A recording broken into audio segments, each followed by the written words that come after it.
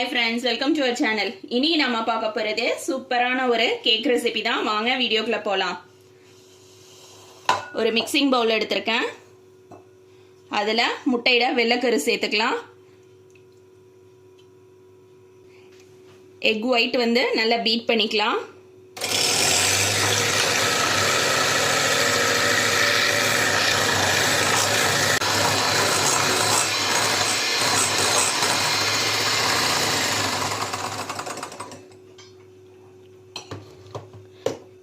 Egg white பார்த்தீங்கன்னா நல்லா beat பண்ணியாச்சு.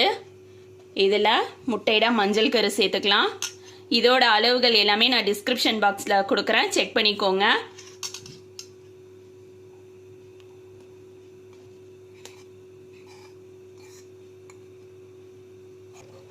முட்டையோட மஞ்சள் கரு சேர்த்துட்டு நல்லா பீட் பண்ணிக்கலாம்.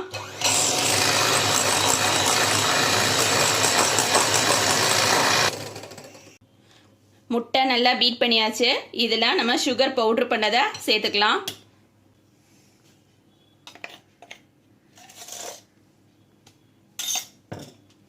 கொஞ்சமாக சேர்த்துக்கலாம் சுகர் பவுடரு. அதுக்கப்புறம் மீதி இருக்கிறத சேர்த்துக்கலாம்.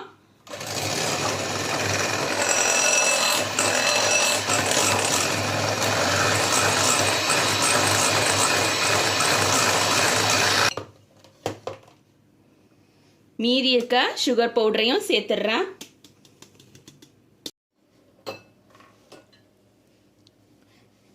சீனி பொடி பண்ணது சேர்த்ததுக்கு அப்புறமா நல்லா பீட் பண்ணிக்கலாம்.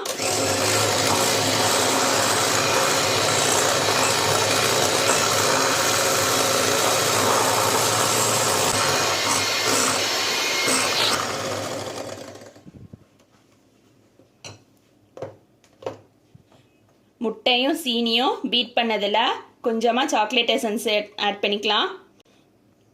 உங்ககிட்ட சாக்லேட் எசன்ஸ் இல்லைனாக்கா நீங்கள் வெனிலா எசன்ஸ் ஆட் பண்ணிக்கோங்க.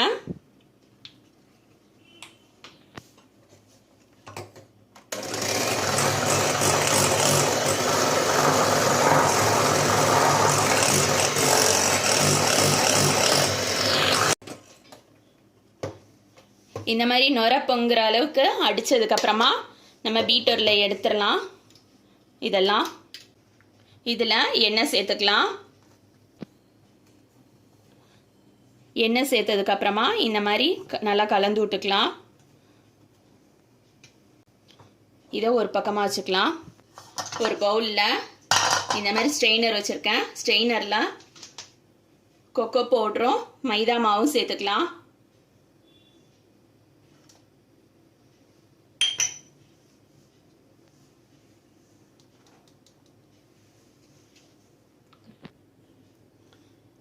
மைதாவும் கொக்கோ பவுடரையும் சலிச்சுக்கலாம்.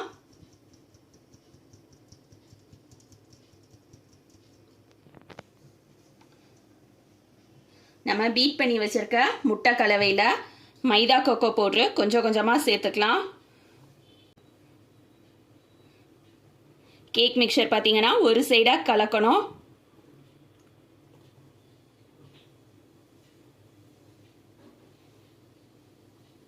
மாவு நல்லா கலந்தாச்சு.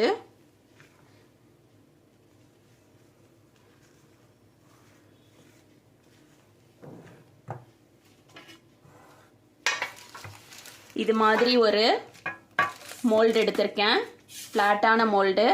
நாம் செய்ய போகிறது பார்த்தீங்கன்னா ஸ்விஸ் ரோல் கேக்கு. அதுக்கு வந்து கேக் வந்து ஃப்ளாட்டாக இருக்கணும், அதால் நான் இந்த மாதிரி மோல்டு எடுத்திருக்கேன்.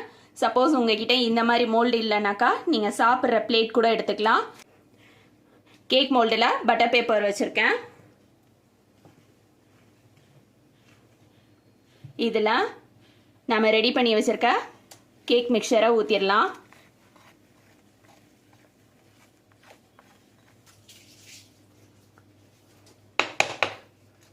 இப்போது நம்மளோட கேக் மிக்சரை மோல்டில் மாற்றியாச்சு. லைட்டாக டேப் பண்ணிக்கலாம்.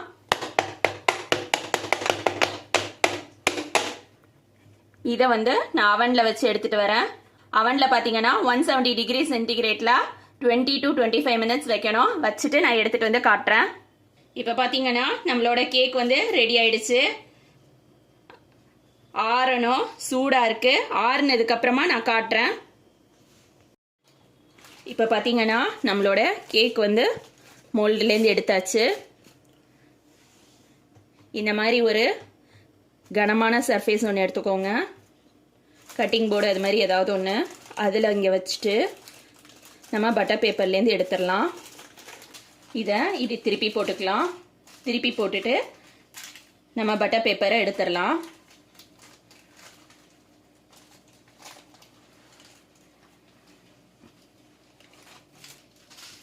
இன்னும் ஒரு பட்டர் பேப்பர் வச்சுக்கலாம். பட்டர் பேப்பரில் நம்ம கேக்கை வச்சுட்டு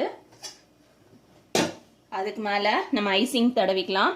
நான் வந்து ஏற்கனவே விப்பிங் க்ரீமை பீட் பண்ணி வச்சுருக்கேன். அதை எடுத்து ஃபுல்லாக ஸ்ப்ரெட் பண்ணிவிட்டு காட்டுறேன்.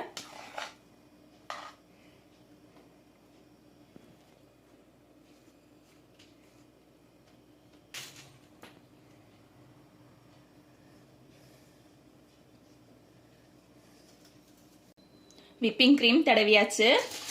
இப்போது நம்ம இந்த பட்டர் பேப்பரை பிடிச்சிட்டே இதை வந்து ரோல் பண்ணணும்.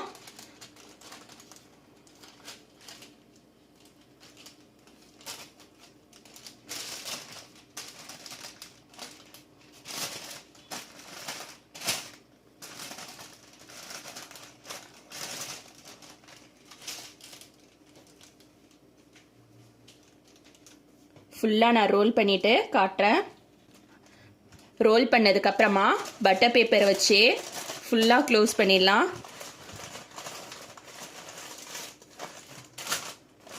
நல்லா டைட்டாக க்ளோஸ் பண்ணணும்.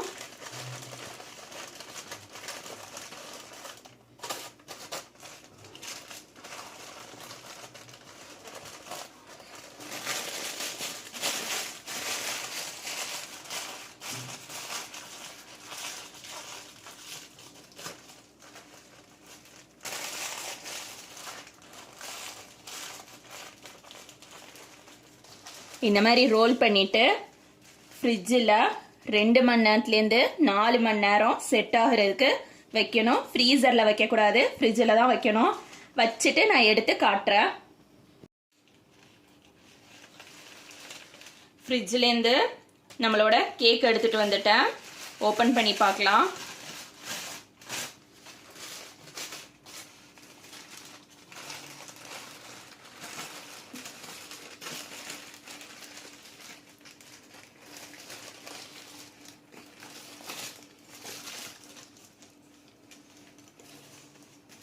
இதை ஒரு பிளேட்டுக்கு மாற்றிடலாம். இதை கட் பண்ணலாம்.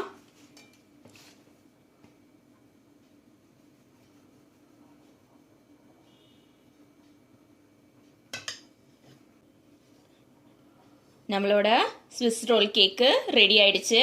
இதை ஸ்லைஸ் போட்டுக்கிட்டு காட்டுறேன். இப்போ பாருங்க, நம்மளோட சாக்லேட் ஸ்விஸ் ரோல் கேக்கு ரெடி ஆயிடுச்சு. ஒரு கேக் வந்து கட் பண்ணி காட்டுறேன் எந்த அளவுக்கு சாஃப்டா இருக்குன்னு சொல்லிட்டு.